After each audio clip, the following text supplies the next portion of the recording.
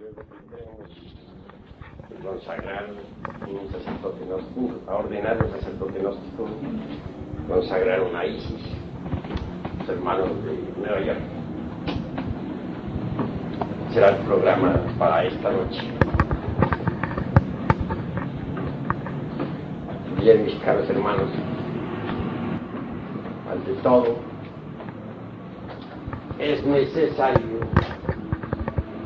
conocer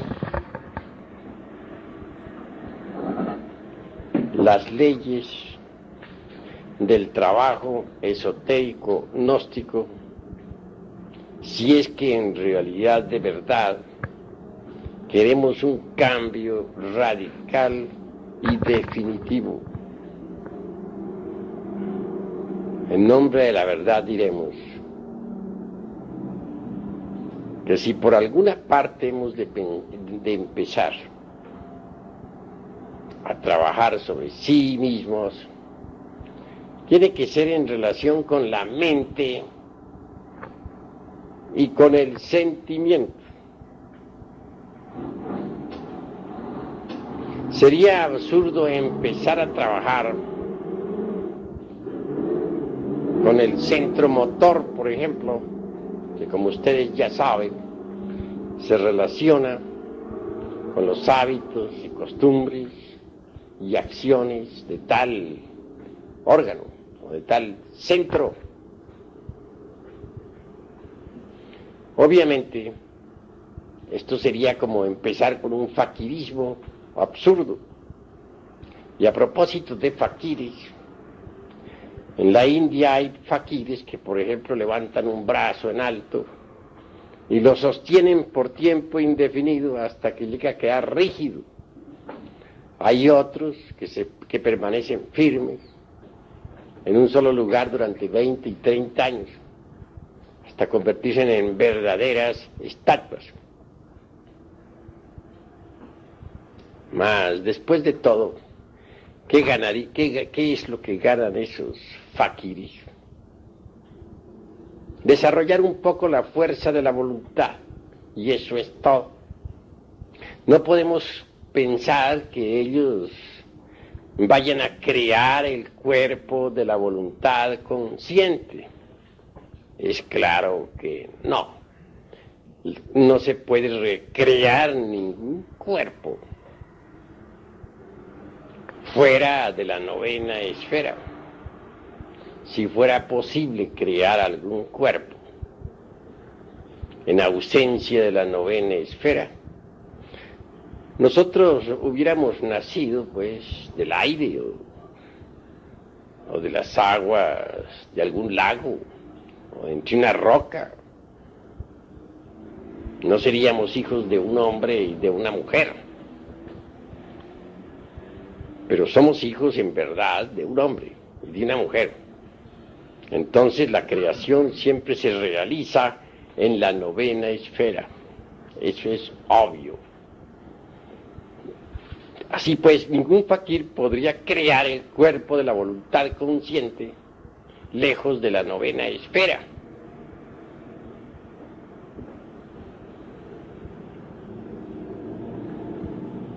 Nada ganan, pues, los que se dedican al fakirismo, excepto desarrollar un poco la fuerza de la voluntad. Y eso es todo. Empezar, pues, con el centro motor sería absurdo. Aún más, empezar a trabajar con el centro sexual sin tener una información correcta del cuerpo de doctrina gnóstico, pues es absurdo, porque el que empieza en esas condiciones no sabe lo que está haciendo. No tiene conciencia clara del trabajo en la forja de los cíclopes. Puede caer, es obvio, en gravísimos errores. Recordemos que el primer centro, el intelectual, segundo el emocional, el tercero el motor, cuarto el instintivo, quinto el sexual. Existe también el sexto, que es la emoción superior, y el séptimo, el mental superior. Pero si empezáramos en realidad de verdad con los centros inferiores de la máquina orgánica, caeríamos en el error. Antes que todo en estos estudios, debemos empezar por los centros intelectuales y emocionales. Necesitamos en verdad cambiar nuestra forma de pensar. De lo contrario, marcharemos por el camino del error. ¿De qué serviría, por ejemplo, que ustedes asistieran a estas cátedras y no cambiaran su forma de pensar? Aquí se les dan muchos ejercicios esotéricos. Se les orienta doctrinariamente. Pero si ustedes no cambian su forma de pensar, ¿de qué sirve todo lo que aquí se les dé? Se les dice que hay que disolver el ego, se les dice que hay que sacrificarse por la humanidad, se les dice que hay que crear los cuerpos existenciales superiores del ser, etc. Pero si ustedes continúan pensando como antes, con los mismos hábitos mentales de otros tiempos, ¿de qué sirve todo lo que estén escuchando aquí? Se les dice que hay que desintegrar el ego, pero ustedes continúan con sus viejos hábitos mentales, con sus formas y sistemas caducos de pensar. Entonces, ¿de qué les sirve la información que se les está dando? En las Sagradas Escrituras se habla muy claramente, y precisamente muy cerca de Juan el Bautista, sobre aquello del vino viejo y del vino nuevo, que nadie echaría, por ejemplo, dice el Cristo, vino nuevo en odre viejo, porque los odres viejos se romperían. Así pues que para el vino nuevo se necesitan odres nuevos. También dice el gran Kabir Jesús que a nadie se le ocurriría remendar o poner remiendo en ropa vieja con pedazos, dijéramos, de ropa nueva. Verbigracia, por ejemplo, romper un traje nuevo para remendar uno viejo. Eso sería absurdo, ¿verdad? Así también, esta nueva enseñanza es como el vino nuevo. Necesita odre nuevo. ¿Cuál es ese odre? Pues la mente. Si no abandonamos las formas caducas de pensar, si seguimos pensando con los hábitos que antes teníamos, pues sencillamente estamos perdiendo el tiempo. Hay necesidad de cambiar la forma de pensar. Para el vino nuevo, odre nuevo se necesita. Así pues necesitamos cambiar completamente nuestra forma de pensar a fin de recibir esta enseñanza. Ese es el punto grave de la cuestión. Porque si recibimos esta enseñanza y la añadimos a la forma que teníamos de pensar antes, a nuestros viejos hábitos mentales, pues nada estamos haciendo, nos estamos engañando a sí mismos. Querer enganchar el carro de la enseñanza gnóstica a nuestro viejo carro, todo dañado por el tiempo y lleno de basuras e inmundicias, es engañarnos a sí mismos. Se trata antes que todo de preparar el recipiente para recibir el vino de la enseñanza gnóstica. Ese recipiente es la mente. Solo así, con un recipiente nuevo, transformado, con un recipiente verdaderamente magnífico, se puede recibir ese vino de la enseñanza gnóstica. Y esto es lo que quiero que todos los hermanos vayan comprendiendo. Necesitamos que las emociones negativas sean eliminadas de nosotros, porque esas emociones negativas, pues, no permiten un cambio de fondo. Es imposible transformarnos si aún poseemos dentro de nosotros emociones negativas. Nosotros tenemos que erradicar de nuestro corazón las emociones de tipo negativo, que son verdaderamente perjudiciales en todo sentido. Una persona que se deja llevar por emociones negativas se vuelve mentirosa en un 100%. Ya les había a ustedes contado en mi pasada cátedra el caso de un señor XX que actualmente se encuentra, podríamos decir, al borde de la muerte. Este buen hombre vino a tener pues una embolia cerebral. Motivo muy claro, lo repito, que alguien le malinformó que su hermana había sido víctima de un fraude. Tal informe fue después examinado y resultó falso. Mas este, que ama a su hermana, creyó pues en esa infundia difamante y la tomó tan en pecho que le dio una embolia cerebral. En estos momentos se encuentra al borde de la muerte. Vean ustedes ese caso. De manera que entonces las emociones negativas vienen a llevarnos al fracaso. Su hermana aún sigue convencida de que fue víctima del fraude. Y es obvio que calumnia a un inocente, pero ella está segura de que fue víctima. Personalmente examiné el caso y me di cuenta que ella misma se estaba autoengañando. Estaba mintiendo a sí misma, víctima de las emociones negativas y a su vez calumniando a otro en forma inconsciente.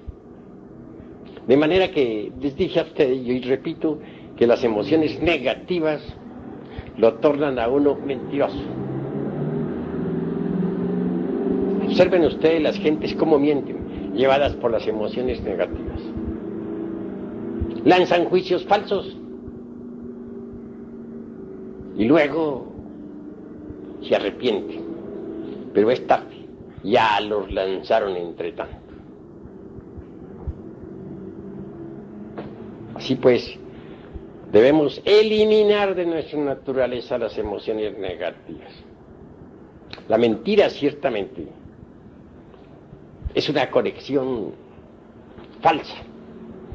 Lo normal es que la energía del Padre, la vida del anciano de los días, es decir, de nuestro ser interior profundo, fluya a través de la organización cósmica interior hasta llegar a la mente. Pero si nosotros hacemos una conexión falsa, es como ya no puede fluir esa energía, es como si se cortara el alambre eléctrico. La energía eléctrica entonces no llegaría al foco o a los focos que nos iluminan.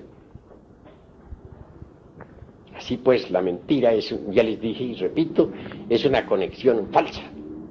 Por lo común, cuando uno se llena de emociones negativas, se torna mentiroso. Es la realidad de los hechos. Si nosotros verdaderamente comprendemos todo esto, y empezamos por cambiar en nuestra forma de pensar y de sentir, bien pronto esto se reflejará en nuestras acciones. Una vez que uno ha cambiado su forma de pensar y sentir y actuar, entonces está perfectamente listo para empezar a trabajar con los misterios del sexo. Pero si queremos y ese es el error de algunos misioneros, que las gentes comiencen de una vez a trabajar con el Maituna en la novena esfera, sin conocer siquiera el cuerpo de doctrina, pues esto es absurdo, porque las gentes que no han cambiado su forma de pensar, que continúan con sus mismos hábitos, las gentes que tienen su misma forma de sentir, que son víctimas de las emociones negativas, pues no comprenden estos misterios del sexo y los profanan. Por eso es que Paracelso insiste en que primero que todo hay que conocer la ciencia, para luego entrar a trabajar en la novena esfera. Y tiene razón en esto Felipe Teofrastro Bombastro de Ongenay Aureola Paracelso. Empecemos pues por cambiar nuestra forma de pensar y de sentir. Muchos reciben aquí enseñanzas esotéricas, se les da, pero continúan pensando como antes, como pensaban hace 20 años. ¿Qué sucede entonces? Estamos perdiendo el tiempo. Si se le da a la gente las enseñanzas para que se autorrealicen, para que cambien y continúan pensando como antes, obviamente, gracias, obviamente pues se marcha muy mal. Yo conozco hermanitos gnósticos que tienen 20 y 30 años de estar en las enseñanzas gnósticas y todavía piensan como pensaban cuando tenían 20 o 30 años de edad. Muy ilustrados, sí, manejan muy bien las ideas, pero si uno les examina detenidamente en su vida, sus costumbres, verá que son las mismas que tenían antes. Conozco hermanos hasta muy juiciosos, misioneros y todo, que platican muy bien sobre la gnosis, que manejan el cuerpo de doctrina en forma extraordinaria, pero los he estado observando y resulta que actúan como cuando no eran gnósticos. Actúan como actuaban hace 30 años atrás. Tienen las costumbres viejas que tenían cuando nada sabían de estos estudios. Continúan con esas mismas viejas costumbres. ¿Qué están haciendo esos hermanos entonces? Obviamente se están autoengañando miserablemente. Pues eso es obvio. Así pues, hemos de empezar por cambiar la forma de pensar y después la forma de sentir. Poner el vino nuevo, el vino gnóstico, en odres nuevos y no en odres viejos. Una mente decrépita, llena de hábitos viejos, de hábitos de hace 20 y 30 años atrás, no está preparada para recibir el vino de la gnosis. Una mente así necesita forzosamente pasar por un cambio total. De lo contrario, pues se está perdiendo el tiempo miserablemente.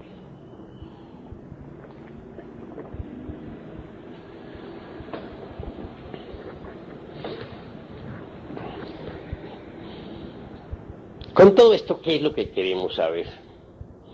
Pues despertar conciencia, ¿verdad? Eso es la verdad, eso es lo que queremos, despertar. En el mundo oriental no se ignora que la gente está dormida, nadie lo ignora. Pero en el mundo occidental la gente cree que está despierta. Y sin embargo hacen cosas que no quieren hacer. Se lanzan a la guerra. Bueno, no quieren ir a la guerra, pero siempre van, aunque no quieren. ¿Por qué? Porque están hipnotizados. Ustedes saben que a un sujeto hipnotizado, por ejemplo, le ordenamos que vaya a matar a alguien, va y lo mata. Y eso ya está previsto en el Código Penal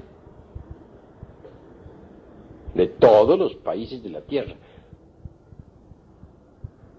Así también sucede con las gentes de todas las latitudes. Están hipnotizadas, pero creen que están despiertas.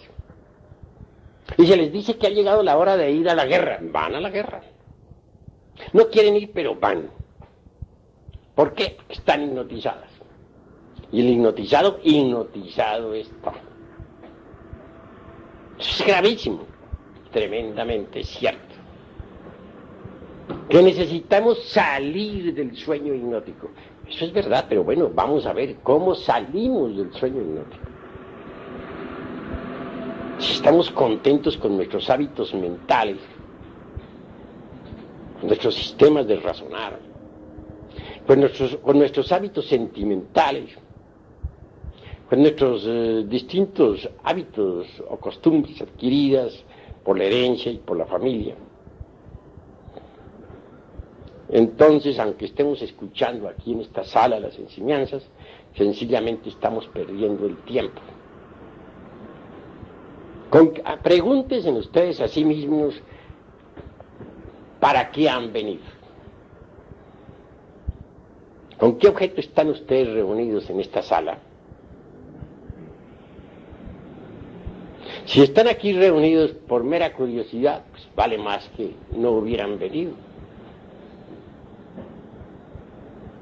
Si de verdad los anima el anhelo de cambiar, pero continúan muy contentos con sus viejas normas de pensar, sencillamente se están autoengañando. Si es que ustedes quieren enganchar el carro de la gnosis a su viejo tren carcomido por el tiempo y podrido hasta el tuétano de los huesos, pues están haciendo un juego muy tonto que a nada les conduce. Así pues, no nos engañemos a sí mismos. Si ustedes quieren cambiar, seamos serios. Y empecemos por cambiar nuestra forma de pensar. Cada cual tiene una forma de pensar. Y cada cual cree que su forma de pensar es la más correcta. Pero en realidad, de verdad,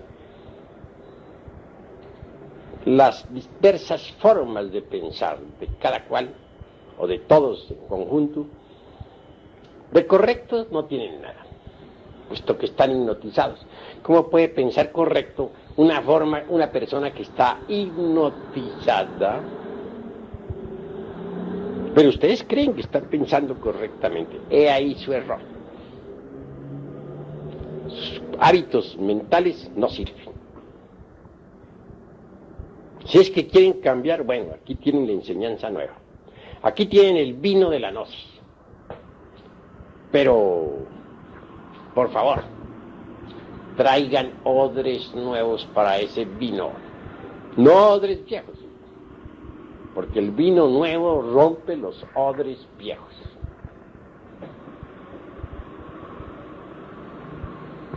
Me interesa darle la enseñanza a los hermanos, pero darla seriamente. Y por eso les invito a cambiar su forma de pensar. ¿Han reflexionado acaso ustedes en lo que es la conciencia? ¿Qué podría comparar la conciencia? O sea, a un foco de luz que lo dirijo hacia una parte o hacia otra. Eso es obvio.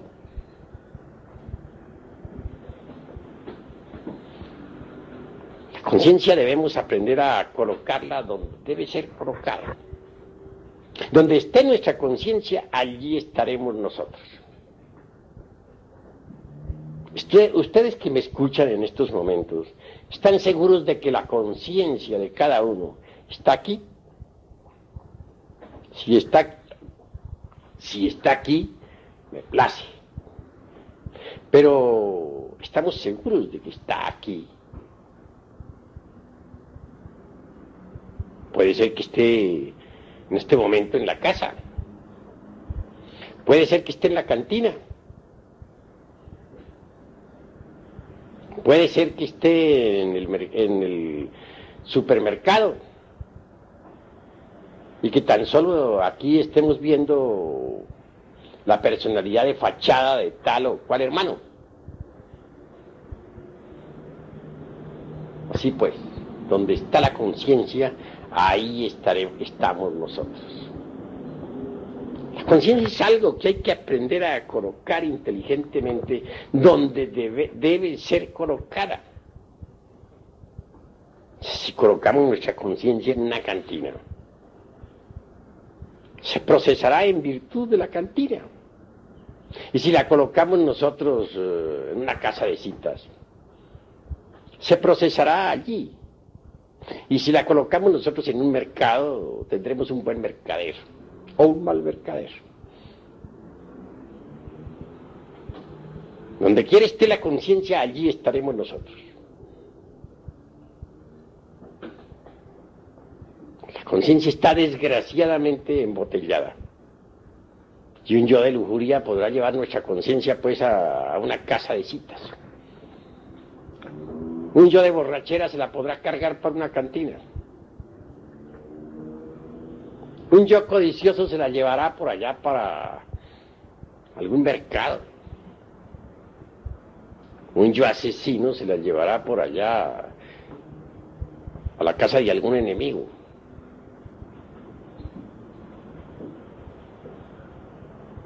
Etcétera. ¿A ustedes les parece acaso correcto no saber manejar la conciencia?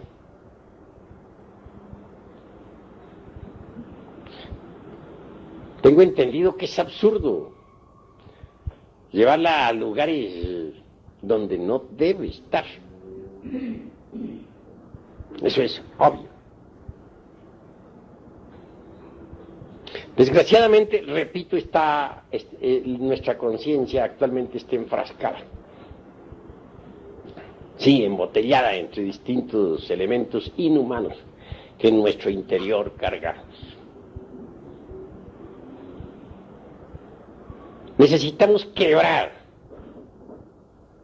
todos esos elementos dentro de los cuales se halla embotellada la conciencia. Pero digo, haríamos eso si no cambiáramos nuestra forma de pensar. Si estamos contentísimos con nuestros viejos hábitos caducos y extemporáneos que tenemos en la mente, ¿nos preocuparíamos acaso por despertar la conciencia? Claro que no. Si se quiere cambiar, vamos a cambiar desde ahora mismo. A cambiar nuestros hábitos mentales, nuestra forma de pensar. Cuando uno cambia de verdad, origina cambios interiores. Cuando uno cambia su forma de pensar, puede entonces pensar en cambiar totalmente en su interior. Pero si no cambia en su forma de pensar, si aquí en esta mente siguen existiendo los viejos hábitos extemporáneos, ¿cómo puede uno decir que va a provocar un cambio en su conciencia interior? Pues eso no es posible. Sería contradictorio que pensáramos una cosa e hiciéramos otra. Realmente que no es posible.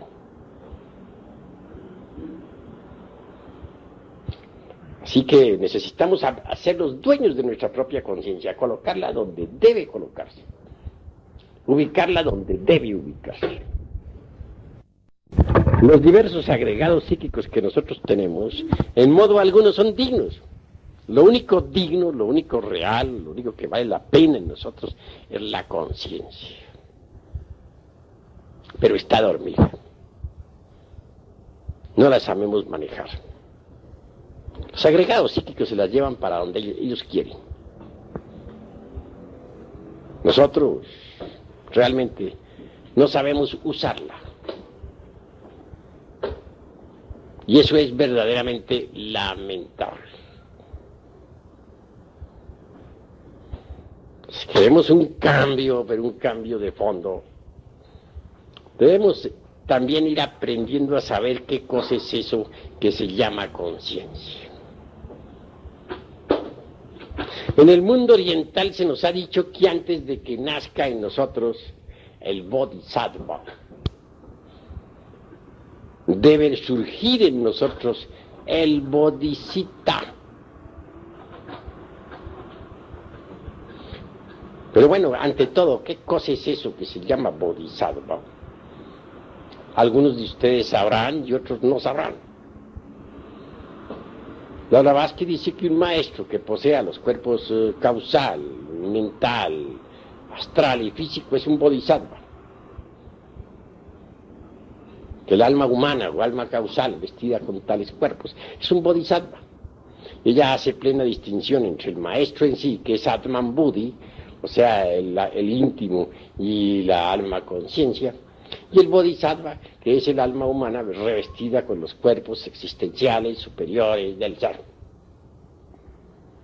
Pero el budismo del Mahayana, o mahayánico, es más exigente.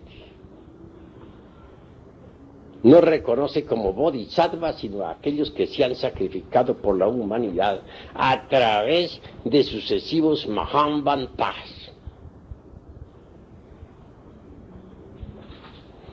Hay dos clases, dice el budismo mahayánico, de seres. Los unos, por ejemplo, serían los budas pradyekas, y los aspirantes a budas pradyekas, que son los sravakas. Estos no se sacrifican por la humanidad jamás. Nunca. Luchan, sí, por cambiar y cambian. Pero nunca dan su vida por sus hermanos. Y claro, jamás tampoco encarnan al Cristo íntimo. Los otros son los bodhisattvas verdaderamente. Aquellos que han renunciado a la felicidad del nirvana por amor a la humanidad. Aquellos que en distintos mahambantaras han entregado su sangre por la humanidad. Que pudiendo vivir felices en el nirvana han renunciado a cualquier felicidad por sus hermanos en la tierra. Son ellos los únicos que verdaderamente pueden encarnar al Cristo. Pero bueno, volvamos a esto del bodhicitta. ¿Qué cosa es el bodhicitta? Es la conciencia ya despierta, desarrollada, convertida en el embrión áureo. Es la verdadera armadura argentada que nos puede proteger de las potencias de las tinieblas, que nos da la sapiencia, la experiencia. Antes de que surja un bodhisattva dentro del interior de alguien, surge el bodhicitta, es decir, la conciencia despierta y desarrollada. Vean ustedes cuánto vale, pues, ese don que se llama conciencia. Es lástima que la humanidad tuviera la conciencia enfrascada entre el ego. Y es claro que mientras las gentes continúen pensando como piensan, sintiendo como sienten, y con sus mismas viejas costumbres rancias, no podrán despertar la conciencia. Continuará esta hipnotizada. Y en secuencia o como corolario diremos que nunca surgirá en gente así el bodhisattva. Cuando el bodhisattva, que es la conciencia desarrollada y despierta, surge en uno, en el aspirante, entonces pronto aparece el bodhisattva. Obviamente el bodhisattva se va formando dentro del clima psicológico del bodhisattva. Es grandioso el bodhisattva.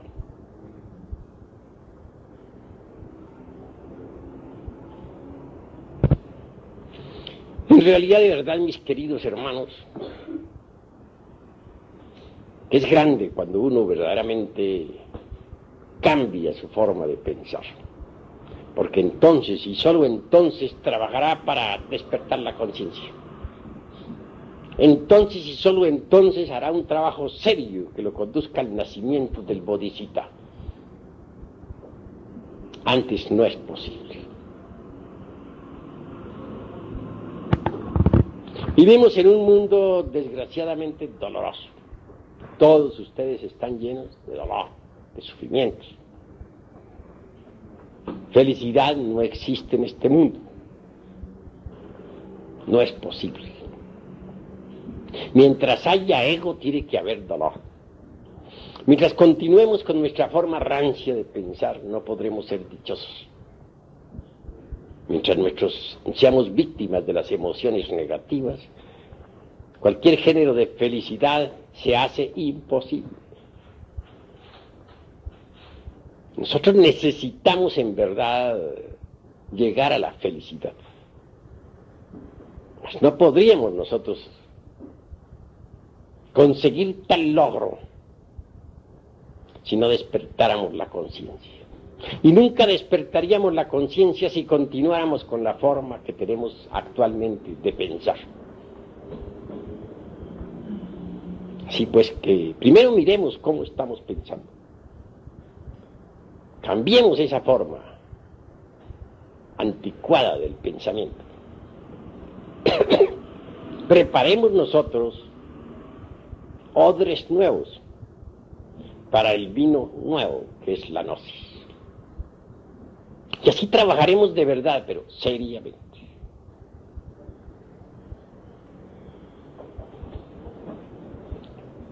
Este mundo en sí mismo es el producto de la ley de la originación. Este mundo se sostiene con las leyes de causa y efecto, que son las leyes del karma.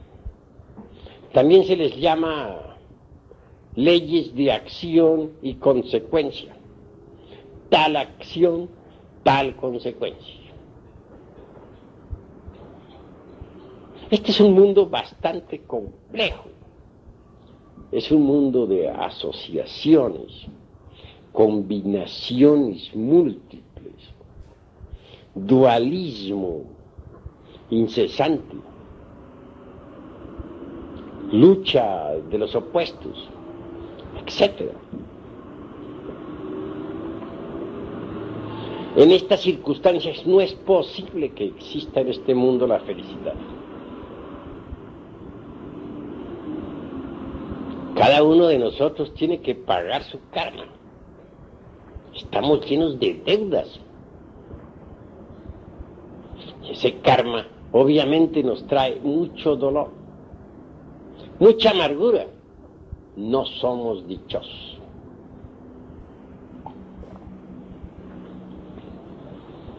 Muchos piensan que podríamos llegar a la felicidad a través de la mecánica de la evolución. Es un concepto falso, porque la mecánica es mecánica. La ley de la evolución y también la de la involución constituyen el eje mecánico de esta maquinaria que se llama naturaleza. Hay evolución en el grano que germina, en la planta que se desarrolla y al fin da fruto. Hay involución en la planta que ya entra en decrepitud y por último se convierte en un montón de leños. Hay evolución en el niño que se forma en el claustro materno, en la criatura que nace, que crece, que se desarrolla y vive a la luz del sol. Mas también existe involución en el ser humano que envejece, decrece, entra en decrepitud y al fin muere. Eso es completamente mecánico.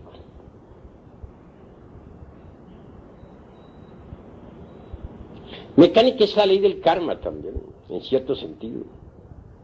En el sentido causativo, mirada a la luz de los 12 didanas o de las 12 didanas. Así es mecánica.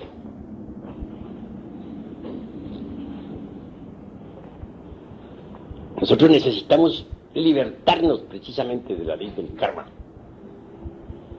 Necesitamos libertarnos de ese movimiento mecánico de la naturaleza. Necesitamos hacernos libres, y esto no será mediante la evolución mecánica. Cualquier evolución mecánica se procesa de acuerdo con las leyes de causa y efecto, con las leyes de las asociaciones, de las combinaciones mutuas, etc. Y lo que es mecánico es mecánico. Nosotros necesitamos libertarnos de la ley de la evolución y también de la ley de la involución. Necesitamos dar el gran salto para caer en el vacío iluminador.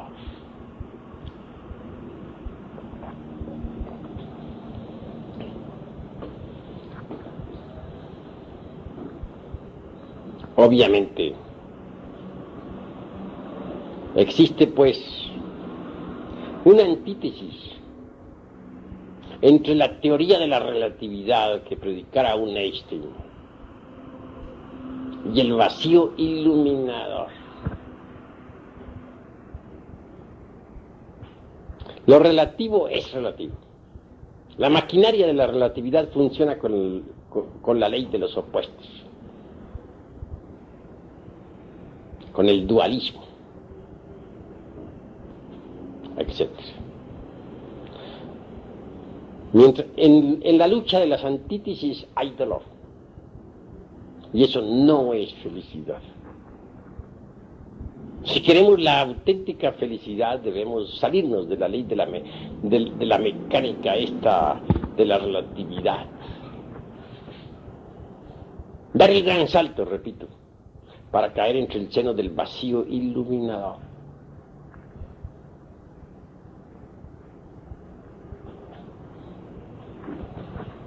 Yo experimenté el vacío iluminador en mi mocedad. Apenas sí tendría algunos 18 años de edad, cuando pude dar el gran salto y pasar más allá del tiempo y vivenciar eso que no es del tiempo.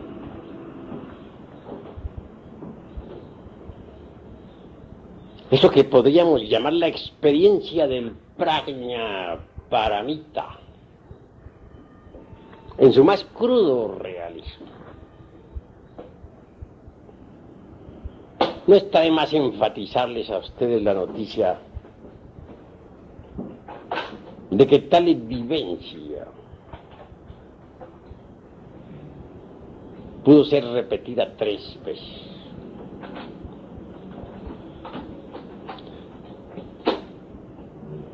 Supe entonces lo que era el sunyata. Lo pude vivir. En el vacío iluminador no existe dualismo conceptual de ninguna especie. La maquinaria de la relatividad no funcionaría en el vacío del iluminador.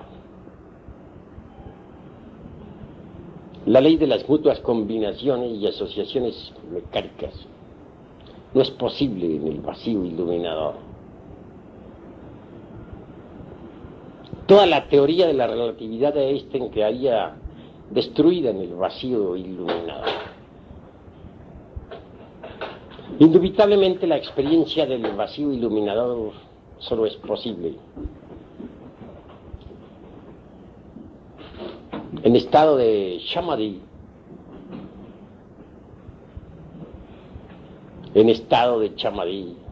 o como se dijera también en el estado del prajna paramita.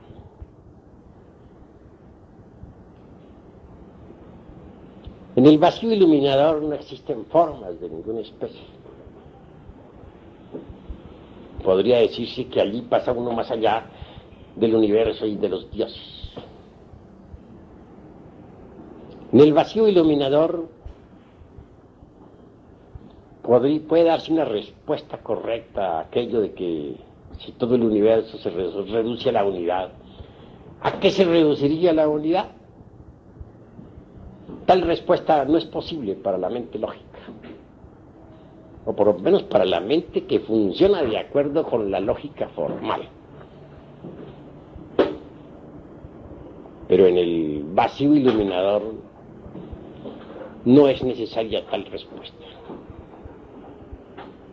Tal respuesta allí es una realidad patente, definida. Si todas las cosas se reducen a la unidad también se reduce a todas las cosas. Y entonces quien entra en ese estado de Mahasamadhi, dijéramos, vive todas las cosas, desprovisto de forma. Y esto de por sí ya es grandioso, sublime e inefable. Sumergirse definitivamente en Sunyata, es decir, el vacío iluminador definitivo, solo es posible mediante el gran salto y la condición definitiva de haber pasado por la aniquilación budista total. De lo contrario, no sería posible. En aquella época aún no había pasado yo por la aniquilación budista. Y obviamente, a medida que me acercaba a la gran realidad, la conciencia se expandía en forma desmesurada. Es obvio que en esta situación, no habiendo pasado por la aniquilación budista, sentí indecible terror, motivo por el cual regresé al universo de la relatividad de Einstein. Repito, 3 veces experimenté con el vacío iluminador. Y supe en el Sunyata, experiencia trascendental vivida, que hay más allá del vacío algo. ¿Qué? Eso que se llama talidad, la gran realidad.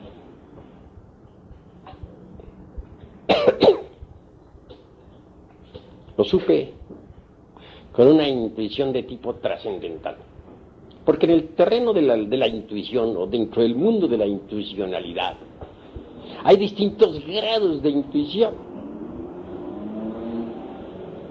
Incuestionablemente, la más elevada o el más elevado grado intuicional es el de las mentes filosófico-religiosas o filosófico-místicas. Es el tipo de intuición que corresponde al prajna paramita. Tal facultad pues me permitió saber que más allá del mundo del vacío iluminador está la gran realidad.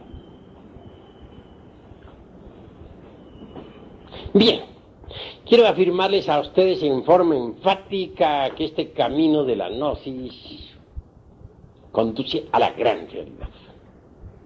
La gran realidad o la talidad, sunyata, praña, paramita, está más allá del universo de la relatividad, es decir, más allá de la mecánica esta de la relatividad, y más allá, mucho más allá del vacío iluminador.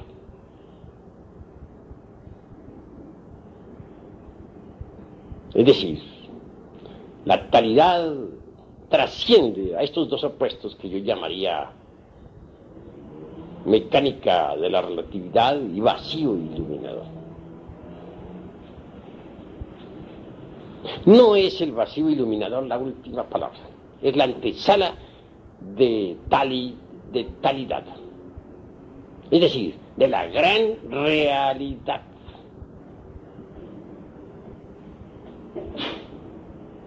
Estoy hablándoles a ustedes no en forma meramente teórica. En pasados Mahambantaras experimenté la talidad, y como quiera que la conozco, tengo que dar de ello vivo testimonio. Lo importante para nosotros es pasar por una suprema aniquilación, a fin de que la conciencia convertida en bodhisattva y totalmente despierta pueda dar el gran salto para caer entre el vacío iluminador. Un paso más y llegaremos a la talidad.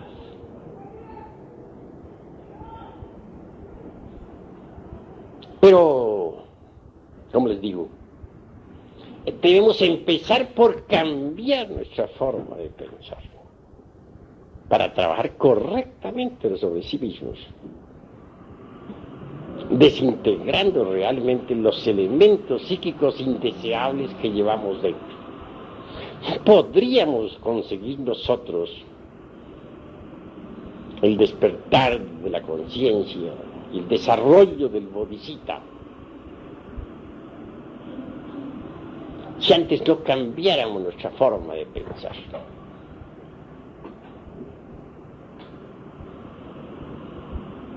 Es necesario saber meditar, comprender lo que es la técnica de la meditación. El objeto de la meditación es muy simple. ¿Qué es lo que queremos nosotros a través de la meditación? Tranquilidad. Parecería muy superfluo lo que estamos diciendo. Ustedes podrían objetarme que podríamos tranquilizarnos con una botella de vino, ¿no? Eso es claro. Podrían objetarme también que podríamos tranquilizarnos oyendo una sinfonía de Beethoven. Eso podrían ustedes decirme. Pero en realidad, de verdad, conseguir la tranquilidad es lo más difícil que ustedes imaginarse puedan. Nadie podría tener tranquilidad mental, tener su mente en santa paz, si no ha eliminado de su centro intelectual todo el pensar caduco y extemporáneo que carga. Nadie podría tener paz en su corazón si no hubiese eliminado de sí mismo previamente las emociones negativas y perjudiciales. Así que cuando un gnóstico, un arat gnóstico se sumerge en meditación, busca tranquilidad. En esos instantes se propone trabajar sobre algún elemento inhumano que haya descubierto en sí mismo mediante la autoobservación. Posiblemente descubrió la ira. Bueno, se dedicará entonces a comprender el agregado psíquico de la ira, hasta volverlo polvo, con ayuda de su divina madre Kundalini, que deberá invocar para que le auxilie. O tal vez descubrió que tiene el agregado psíquico del odio, entonces se propondrá desintegrar tal agregado para que surja en su reemplazo el amor. A medida que uno vaya desintegrando todos esos agregados psíquicos inhumanos que cargamos en nuestro interior, la conciencia irá despertando.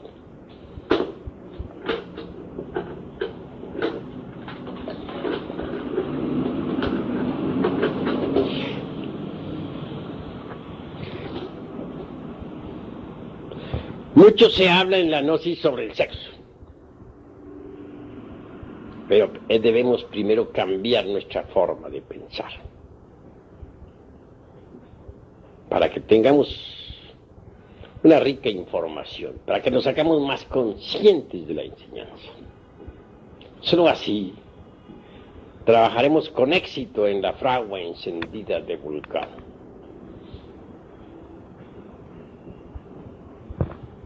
No queremos en modo alguno esta noche eludir los misterios sexuales.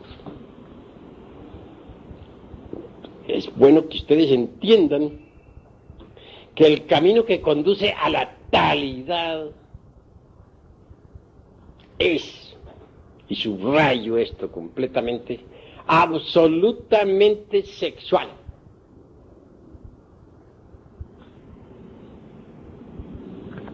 Y esto hay que entenderlo. Incuestionablemente un soltero, una soltera pueden disolver a base de mucha comprensión un 50% de agregados psíquicos, siempre y cuando se apele a la Divina Madre Kundalini durante la meditación. Pero hay elementos psíquicos muy pesados que corresponden al mundo de las 96 leyes.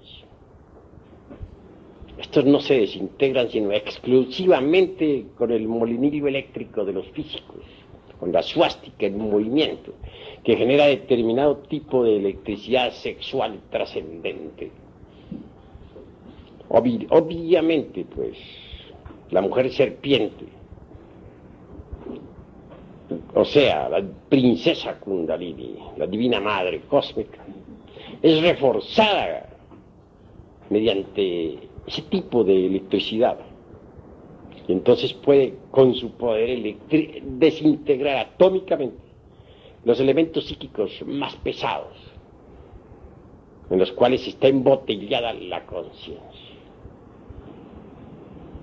Así poco a poco llega el instante en que la conciencia queda completamente liberada y despierta y lista para dar el gran salto y caer en el vacío iluminador, que es la antesala de la gran realidad. En este mundo se nos ha criticado demasiado porque ponemos énfasis en el sexo. Muchos suponen que hay muchos caminos que puedan conducir a la gran realidad. Obviamente que cada cual es muy libre de pensar como quiera. Pero en nombre de la verdad y con experiencia mística directa, acumulada en el fondo de mi conciencia a través de sucesivos Mahamvantaras, puedo decirles que el camino que conduce directamente a la gran realidad, a la talidad, más allá del vacío iluminador y de la mecánica de la relatividad, es absolutamente sexual en un 100%. Quienes disienten en esta cuestión revelan con ese proceder psicológico desconocimiento de la cruda realidad. Es obvio que quien ha tenido verdadera experiencia en estas cuestiones a través de sucesivos Mahamvantaras sabe muy bien que así es y que no es posible de escaparse definitivamente de la mecánica esta de la relatividad por otra puerta o por otro camino que no sea el directo, el que lleva a la gran realidad. Sunyata es un término budista muy interesante que nos indica perfectamente la experiencia mística, vívida, del que no solamente ha experimentado el vacío iluminador. Repito, dentro del terreno estrictamente místico budista, y siento con muchos místicos o budistas ortodoxos que ponen el vacío iluminador como el máximo. Nosotros los gnósticos vamos más allá de la mecánica de la relatividad, más allá de esta maquinaria de la teoría de la relatividad de un Einstein, fundamentada en el dualismo conceptual. Y también mucho más allá del vacío iluminador. Nosotros queremos la gran realidad, la experiencia vívida, sunyata, la vívida experiencia de los prajna paramitas. Gracias a Dios tenemos nosotros en nuestro interior la conciencia. Es precisamente el don más precioso. Lástima que esté enfrascada en el ego. Pero si conseguimos libertar a la conciencia, entonces estaremos listos para el gran salto. Para el salto supremo. Una conciencia libertada es una conciencia que puede sumergirse en la gran realidad de la vida libre en su movimiento. Esta gran realidad es felicidad inagotable, más allá del cuerpo, de los afectos y de la mente. Es una felicidad imposible de describir con palabras. Todos queremos la felicidad y no tenemos la felicidad. Necesitamos ser felices, pero no es posible ser felices en un mundo de combinaciones. No es posible ser felices dentro de esta maquinaria de la relatividad. Recuerden ustedes que el ego es tiempo, que el ego es un libro de muchos tomos y que está expuesto a las leyes de causa y efecto. Es hora de que pensemos en libertarnos del karma, en libertarnos de este mundo doloroso, de esta maquinaria tan infernal. Es hora de que pensemos nosotros en la dicha verdadera de la gran realidad. Por eso les invito esta noche a cambiar su forma de pensar. Porque si ustedes cambian, podrán trabajar sobre sí mismos para libertar la conciencia.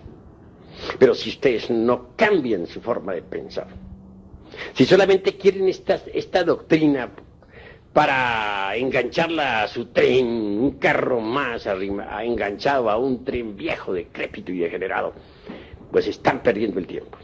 Yo quiero, pero la felicidad para ustedes, la verdadera dicha del ser.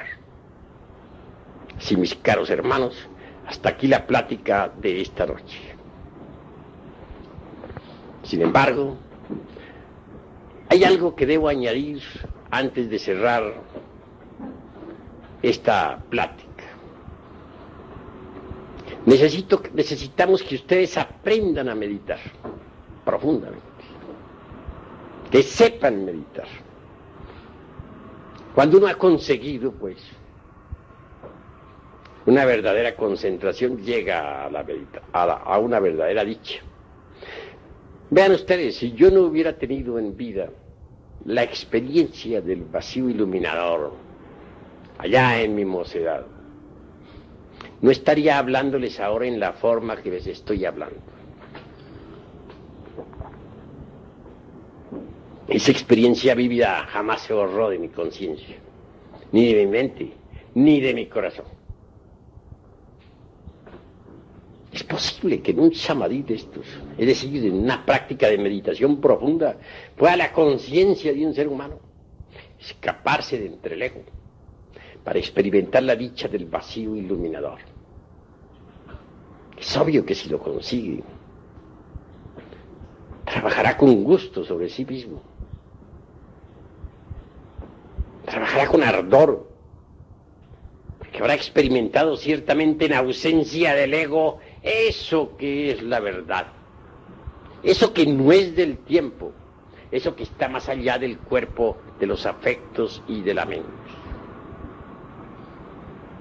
Aquí les he enseñado una forma sencilla de meditar, porque hay un tipo de meditación que está dedicado a la autoexploración del ego, con el propósito de desintegrarlo, de volverlo ceniza. Pero hay también otro tipo de meditación que tiene por objeto llegar algún día a la experiencia de lo real. Ojalá lo lograran ustedes, para que se sintieran animados interiormente y trabajaran sobre sí mismos. Sin embargo, conceptúo que es necesario tener algún mantra que les sirva. El mantra que les voy a dar esta noche es muy sencillo. Ya les di una palabra de ese mantra en una pasada plática y ustedes lo recordarán. Gate. Pero esta noche les voy a dar completas las palabras de todo el mantra. Gate, gate, para samgate, bodhi, swaha.